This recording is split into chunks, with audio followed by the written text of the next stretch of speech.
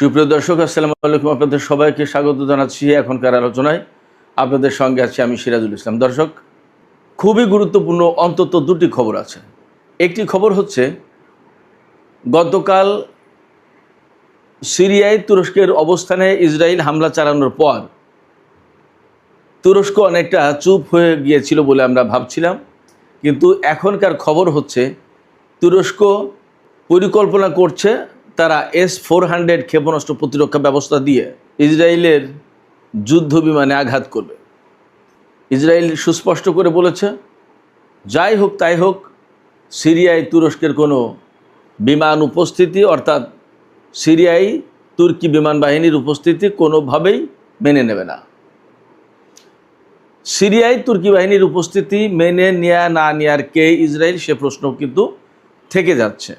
আমরা সামনে এগিয়ে গেলে আরও যে গুরুত্বপূর্ণ খবর পাই সেটি হচ্ছে, ইরানের জাতীয় নিরাপত্তা এবং পররাষ্ট্রনীতি সম্পর্কিত যে সংসদীয় কমিটি, সেই কমিটির সদস্য ফাদা হোসেইন মালিকি, তাকে জিজ্ঞেস করা হয়েছে, আমেরিকা যদি ইরানের উপরে পরমাণু বোমা দিয়ে হামলা চালায় ইরান কি করবে। তার জবাবে তিনি কি বলেছেন? অত্যন্ত গুরুত্বপূর্ণ কথা তিনি বলেছেন, যেটা আমি অনেকটা গত পরশুদিনের ভিডিওতে বলেছিলাম। সুপ্রিয় দর্শক, এই দুটি বিষয়ের পাশাপাশি আরেকটি গুরুত্বপূর্ণ খবর আমি আপনাদেরকে জানাই। ইরান পরিকল্পনা করছে, আমেরিকা যদি এবার ইরানের উপর হামলা চালায় তাহলে ইরান এই যুদ্ধকে মিডল ইস্টের বাইরে, মধ্যপ্রাচ্যের বাইরে নিয়ে যাবে এবং সুনির্দিষ্ট দুটো দেশকে অন্তত টার্গেট করে রেখেছে। কারা সেই দুটো দেশ এবং মধ্যপ্রাচ্যের বাইরে আসলে ইরান এই যুদ্ধকে কোথায় নিয়ে যেতে চায় এবং কেন এই প্রশ্ন আসছে। একই সাথে আর একটা গুরুত্বপূর্ণ খবর আছে, ইসরায়েল কাতারকে তার স্বার্থের চরম বিরোধী একটি দেশ হিসেবে বিবেচনা করছে, যার কারণে কাতারকে এখন থেকে আর প্রতিরক্ষা সরঞ্জাম রপ্তানি করবে না, দেবে না। দর্শক, এতক্ষণ যে বিষয়গুলো আমি আপনাদের সামনে শিরোনাম আকারে তুলে ধরলাম, এই বিষয়গুলো নিয়ে এখন আমি বিস্তারিত আলোচনা করতে যাচ্ছি। আশা করছি আপনাদেরকে শেষ পর্যন্ত সঙ্গে পাবো। আর যদি ভিডিও ভালো লাগে তাহলে বরাবরের মতোই আমার আবেদন, লাইক, কমেন্ট, শেয়ার করবেন এবং চ্যানেলটি সাবস্ক্রাইব করে সাথেই থাকবেন। দর্শক, চলুন আমরা বিস্তারিত আলোচনা করি। প্রথম যে আলোচনাটি সেটি হচ্ছে, গতকাল সিরিয়ায় তুর্কি অবস্থানে ইসরায়েল বিমান হামলা চালিয়েছে। 1 দফা নয়, 2 দফা নয়, 8 দফা, 8 বার হামলা চালিয়েছে। সিরিয়ার একটি নষ্ট হয়ে যাওয়া বিমান ঘাঁটি পুনর্নির্মাণ করছিল এবং ঘাঁটিটির সবচেয়ে গুরুত্ব এখানে, এই বিমান ঘাঁটিটি তুরস্কের সীমান্ত থেকে মাত্র 70 কিলোমিটার দূরে। অর্থাৎ গতকাল ইসরায়েল যেখানে হামলা চালিয়েছে বলা যায় যে একেবারে তুরস্কের সীমান্তবর্তী অঞ্চলে, আর একটু সামনে গেলেই তুরস্ক। তার মানে তুরস্কের একেবারে নাকের ডগায় ইসরায়েল বিমান হামলা চালিয়েছে। সবচেয়ে বড় কথা, যেখানে হামলা চালিয়েছে সেটা হচ্ছে তুরস্কের অবস্থান, বিকজ ওই বিমানবন্দর বা ওই বিমান ঘাঁটির সমস্ত নির্মাণ কাজ তুরস্ক করছিল। এখন গতকালের এই হামলার পর তুরস্ক একদম চুপ, ঝিম মেরেছে, বলা যায় কোনো কথা নেই। কোথাও কোথাও খবর বেরিয়েছে যে তুরস্ক অস্বীকার করছে যে না, ইসরায়েল এই হামলা চালায়নি। এখন খুঁজতে খুঁজতে খবর পেলাম, তুরস্ক এমন বিষয় বিবেচনা করছে যে ইসরায়েল আরেকবার হামলা চালালে তুরস্ক তার S-400 ক্ষেপণাস্ত্র প্রতিরক্ষা ব্যবস্থা করবে ইসরায়েলি বিমানের বিরুদ্ধে। S-400 কোথায় পেল তুরস্ক? আপনাদের নিশ্চয়ই মনে আছে, রাশিয়ার কাছ থেকে পেয়েছিল।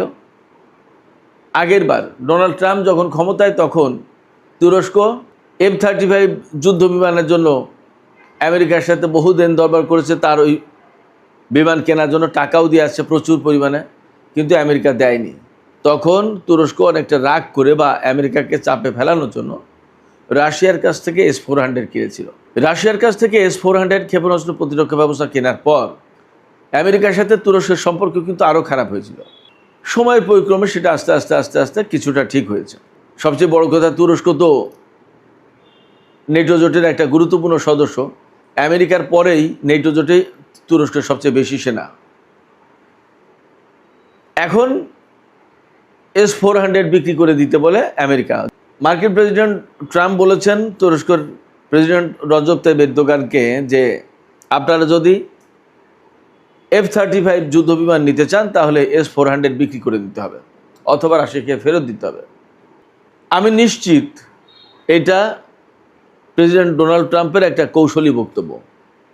যখনই S-400 তুরস্ক বিক্রি করে দেবে বা রাশিয়ার কাছে ফেরত দেবে, তখনই আমেরিকা নানান অজুহাতে তুরস্ককে ওই যুদ্ধ বিমান দেবে না এবং তখন একুল ওকুল দুই কুলি যাবে তুরস্কে।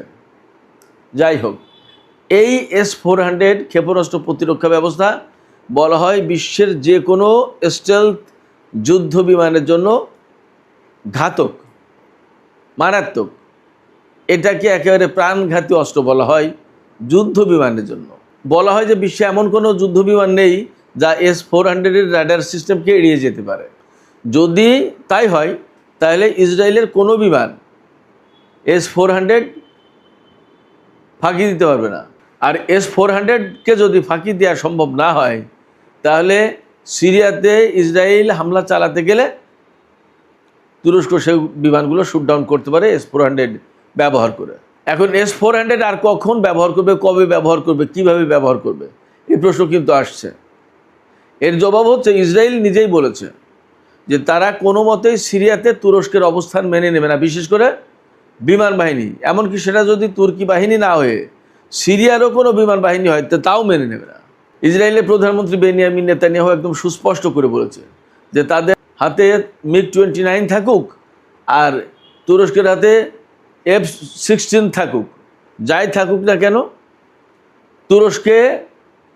সিরিয়ায় তুরস্কের যে কোনো অবস্থানের বিরুদ্ধে হামলা চালানো হবে এবং সিরিয়ার কোনো বিমান বাহিনীকে ইসরায়েল মেনে নেবে না। কেন মেনে নেবে না? ইসরায়েল বলছে যে মেনে নেব না এই কারণে, সিরিয়ার যখনই বিমান বাহিনী থাকবে বা সিরিয়াতে তুরস্কের বিমান বাহিনীর অবস্থান থাকবে, তখন ইসরায়েল মনে করে সিরিয়ার বিমান বাহিনী যদি গড়ে ওঠে তাহলে সিরিয়ার আকাশে ইসরায়েল কোনো মতেই ফ্রিলি তার বিমান চালাতে পারবে না।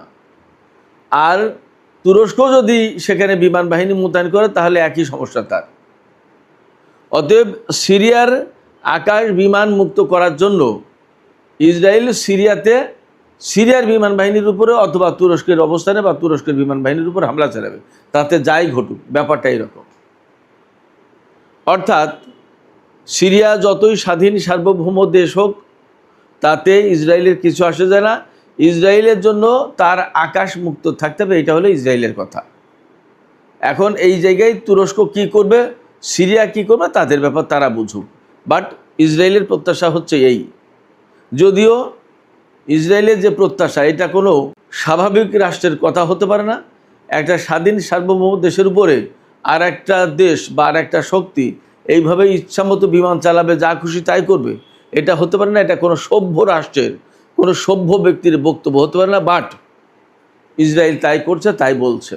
এখন ইসরায়েলের বিরুদ্ধে কি করবে সেটা তুরস্ক বুঝুক, সেটা সিরিয়া বুঝুক বা তার বন্ধুরা বুঝুক। এখানে একটা প্রশ্ন হচ্ছে, সিরিয়ার আকাশটা কেন এরকম একদম মুক্ত থাকতে হবে ইসরায়েলের বিমানের জন্য, যাতে কোনো বাধা না আসে? কেন? তার প্রথম এবং প্রধান কারণ একটাই, সেটা হচ্ছে ইরান। সৌদি আরবের ইরাকের উপর দিয়ে এসে ইরানে হামলা চালানো কঠিন একটা কাজ। সেই কাজটা করতে গেলে ঝামেলা আছে। তার চেয়ে সিরিয়ার উপর দিয়ে যদি ইরাকের ওই পাশ দিয়ে যেতে পারে তাহলে ইরানের উপরে সহজেই হামলা চালানো যায়। এবং ইসরায়েল অনেকটা গোয়ারতুমি করে, যা খুশি তাই করে, সে কারোর আকাশসীমা মানে না, লঙ্ঘন করে। ফ্যাক্ট হচ্ছে আরব অঞ্চলে বা মধ্যপ্রাচ্যে বেশিরভাগ দেশেরই ইসরায়েলকে মোকাবেলা করার মতো সাহসও নেই, শক্তিও নেই, যার কারণে তারা চুপ থাকে। এবং সাহস করে ইরান দাঁড়িয়ে গেছে এবং এখন পরিস্থিতি যা হওয়ার তাই হচ্ছে, আমরা তো দেখতেই পাচ্ছি। সিরিয়ার গতকালের ঘটনা নিয়ে যা এখন পর্যন্ত হচ্ছে তাতে মোটামুটি বোঝা যাচ্ছে যে ইসরায়েল এবং তুরস্কের মধ্যে বেশ একটা জটিলতা তৈরি হয়েছে বা হচ্ছে, এবং এই নিয়ে সম্ভবত আরও কিছু হবে। দেখা যাক আসলে বাস্তবতা কোথায় যায়। এদিকে আমি আর একটা গুরুত্বপূর্ণ খবরের কথা বলেছিলাম আপনাদেরকে। ইরানের জাতীয় নিরাপত্তা এবং পররাষ্ট্রনীতি সম্পর্কিত সংসদীয় কমিটির একজন সদস্য ফাদা হোসেন মালেকি, তিনি খবর অনলাইন নামে একটা পত্রিকা, তাকে দেওয়া সাক্ষাৎকারে বেশ গুরুত্বপূর্ণ কিছু কথা বলেছেন। ওই অনলাইনের সাংবাদিক ফাদা হোসেনের কাছে জিজ্ঞেস করেছিলেন যে আমেরিকা যদি ইরানের বিরুদ্ধে পরমাণু অস্ত্র ব্যবহার করে তাহলে ইরান কি করবে। জবাবে ফাদা হোসেন মালিকি বলেছেন, আমেরিকা এমন সিদ্ধান্ত নিলে আমরাও আমেরিকার বিরুদ্ধে প্রতিক্রিয়া জানাবো।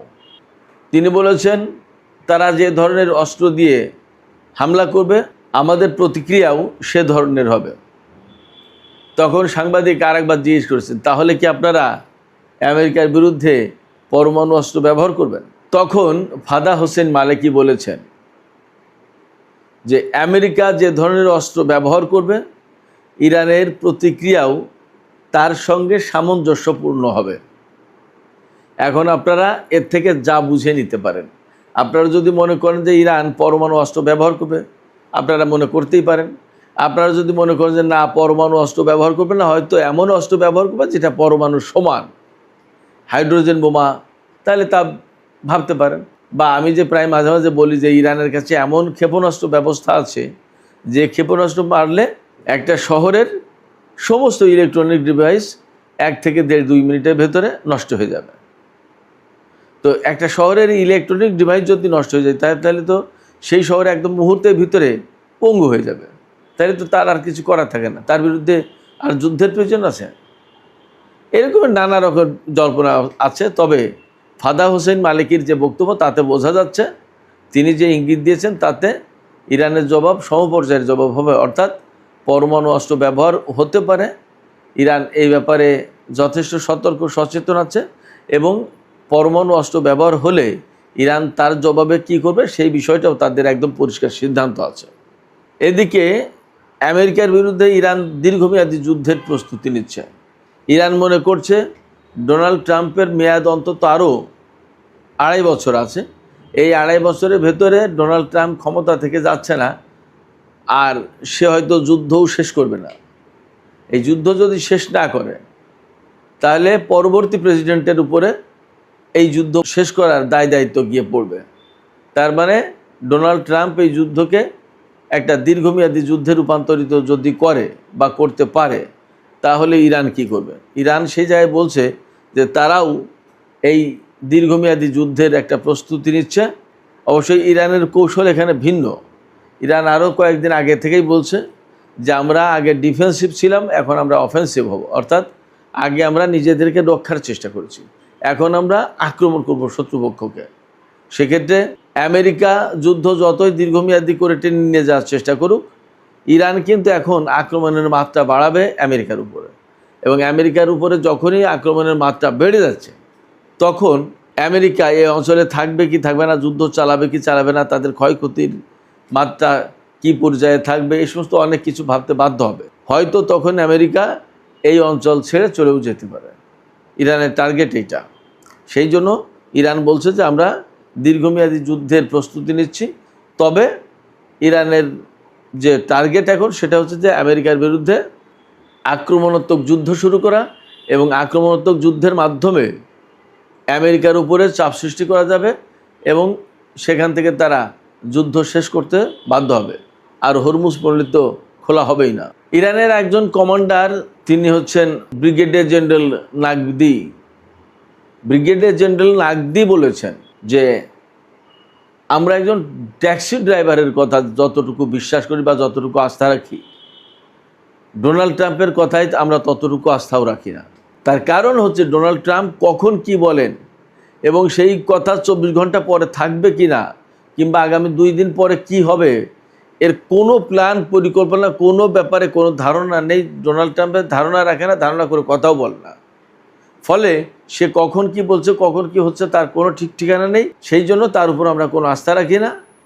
এখানেই তিনি উদাহরণ দিয়েছেন যে একজন ট্যাক্সি ড্রাইভারের কথায় আমরা যতটুকু আস্থা রাখি ততটুকু আস্থা ডোনাল্ড ট্রাম্পের উপরে রাখি না। ইরানের পক্ষ থেকে আরেকটা ঘোষণা আছে, খবর বেরিয়েছে ইরান যদি আবার আক্রান্ত হয়, আমেরিকা যদি ইরানের উপর আবার হামলা চালায়, তাহলে ইরান এই যুদ্ধকে শুধু মধ্যপ্রাচ্যের ভেতরে সীমাবদ্ধ রাখবে না, মধ্যপ্রাচ্য থেকে বাইরে নিয়ে যাবে। কোথায় নিয়ে যাবে? ইরানের পরিকল্পনা হচ্ছে এই যুদ্ধ প্রয়োজনে ইউরোপ পর্যন্ত নিয়ে যাওয়া হবে এবং প্রাথমিকভাবে ইরান বিবেচনা করে রেখেছে বা টার্গেট করে রেখেছে দুটি ইউরোপের দেশের উপরে হামলা করবে। ইউরোপের দেশ বলতে ইউরোপের যে সমস্ত দেশে মার্কিন ঘাঁটি আছে এবং যে ঘাঁটি ব্যবহার করে ইরানের বিরুদ্ধে হামলা চালাবে সেই সমস্ত ঘাঁটির উপরে। মধ্যপ্রাচ্যের বেশিরভাগ ঘাঁটি আর হামলা চালানোর মতো অবস্থায় নেই, একদম শেষ। মার্কিন পঞ্চম নৌবহরের ঘাঁটিতে একেবারেই শেষ এবং পঞ্চম নৌবহরের ঘাঁটি শেষ হয়ে যাওয়ার কারণে সেখান থেকে আমেরিকা কোনো সাপ্লাই দিতে পারছিল না আব্রাহাম লিঙ্কন জাহাজে, যার কারণে আব্রাহাম লিঙ্কনের খাদ্যের অভাব দেখা দিয়েছে, সমস্ত সব কিছুর অভাব দেখা দিয়েছে। যে সমস্ত সংকট তৈরি হয়েছে আব্রাহাম লিঙ্কনের, সেটা মূলত এই কারণে। বাহরাইনের পঞ্চম নৌবহরের ঘাঁটি একদম শেষ, সেখান থেকে আর রিসাপ্লাইয়ের কোনো সুযোগ নেই। এই কথা পিট হেগসেস ডোনাল্ড ট্রাম্পের কাছে গোপন রেখেছে। এখন যখন আব্রাহাম লিঙ্কনের অবস্থা খুব খারাপ, যখন খবর ছড়িয়ে পড়েছে, তখন আর গোপন রাখতে পারছে না। এখন এই বিমানবাহী রণতরীকে সরিয়ে নিয়ে যাওয়ার চেষ্টা করছে। একইভাবে মধ্যপ্রাচ্যের বেশিরভাগ ঘাঁটি ধ্বংস হয়ে গেছে। সে কারণে আমেরিকাকে এখন ইরানের বিরুদ্ধে হামলা চালাতে হলে আশপাশের নিকটবর্তী যে সমস্ত ইউরোপীয় দেশ আছে, যাদের ঘাঁটিতে বিমান বা ক্ষেপণাস্ত্র রেখে সেখান থেকে ইরানের উপর হামলা চালাবে। তো ইরান সেই সমস্ত জায়গায় পাল্টা হামলা চালাবে, টার্গেটটা এই করেছে, পরিকল্পনা এরকম। এই ক্ষেত্রে কোন দুটো দেশের কথা ভাবা হচ্ছে? ইরান বিবেচনা করছে প্রথমত বুলগেরিয়াকে, পূর্ব ইউরোপের দেশ বুলগেরিয়া, হাঙ্গেরি বুলগেরিয়া পাশাপাশি দেশ। এই বুলগেরিয়া থেকে তাদের ঘাঁটি ব্যবহার করে ইরানের উপর হামলা চালানো হতে পারে। ইরানও প্ল্যান করছে যে তারা এই সমস্ত দেশে মার্কিন অবস্থানে হামলা চালাবে। আর একটা হচ্ছে সাইপ্রাস। সাইপ্রাস হচ্ছে ভূমধ্য সাগরের ভেতরে একটা দ্বীপ দেশ, ইসরায়েল, সিরিয়া, তুরস্ক থেকে বেশ কাছে। এই সাইপ্রাস বেসিক্যালি ইউরোপের ভেতরে পড়েছে এখন দেশ হিসেবে। এই সাইপ্রাস থেকেও সেখানে সাইপ্রাসের ঘাঁটি ব্যবহার করে আমেরিকা ইরানের উপর হামলা চালাতে পারে। যদি হামলা চালায় তাহলে ইরান সাইপ্রাসের উপরেও হামলা চালাতে পারে। এদিকে ইসরায়েল ঘোষণা করেছে তারা আগে কাতারকে যেভাবে বন্ধু দেশ মনে করতো, এখন আর সেভাবে মনে করছে না, বরং তারা মনে করছে যে কাতার ইসরায়েলি স্বার্থের বিরুদ্ধে কাজ করছে এবং এই কারণে ইসরায়েল কাতারের কাছে আর প্রতিরক্ষা সরঞ্জাম বিক্রি করবে না। এটা একটা নতুন ডেভেলপমেন্ট। তার মানে আমি ব্যক্তিগতভাবে এতদিন কাতারকে মনে করতাম যে সেই ইরানের খুব ঘনিষ্ঠ এবং ফিলিস্তিনিদের পক্ষের লোক, অতএব ইসরায়েলের সাথে বুঝি তার এই ধরনের সম্পর্ক নেই। এখন দেখি যে সেই ইসরায়েলের কাছ থেকে নিজেই প্রতিরক্ষা সরঞ্জাম কিনত। তো তাহলে কাকে বিশ্বাস করবেন আপনি? সুপ্রিয় দর্শক, আজকের আলোচনা এখানে শেষ করতে চাই। আলোচনা শেষের আগে আপনাদের কাছে আপনাদের মতামত জানতে চাই, আপনারা কি মনে করছেন? আমরা দুপুরের ভিডিওতে বলেছিলাম যে তুরস্ক একদম চুপ হয়ে গেছে, বাট এখনকার ভিডিওতে কথা বলতে হচ্ছে যে তুরস্ক নাকি ইসরায়েলের বিমান বাহিনীর বিরুদ্ধে S-400 ক্ষেপণাস্ত্র প্রতিরক্ষা ব্যবস্থা ব্যবহার করবে। যদি তাই হয় তাহলে ইসরায়েল এবং তুরস্কের ভেতরে কি বড় ধরনের সংঘাতের দিকে যাচ্ছে পরিস্থিতি? আপনাদের কি মনে হয়? আপনাদের মতামত জানিয়ে কমেন্টে লিখতে পারেন। আর ভিডিও ভালো লাগলে লাইক, কমেন্ট, শেয়ার করবেন এবং চ্যানেলটি সাবস্ক্রাইব করে সাথেই থাকবেন।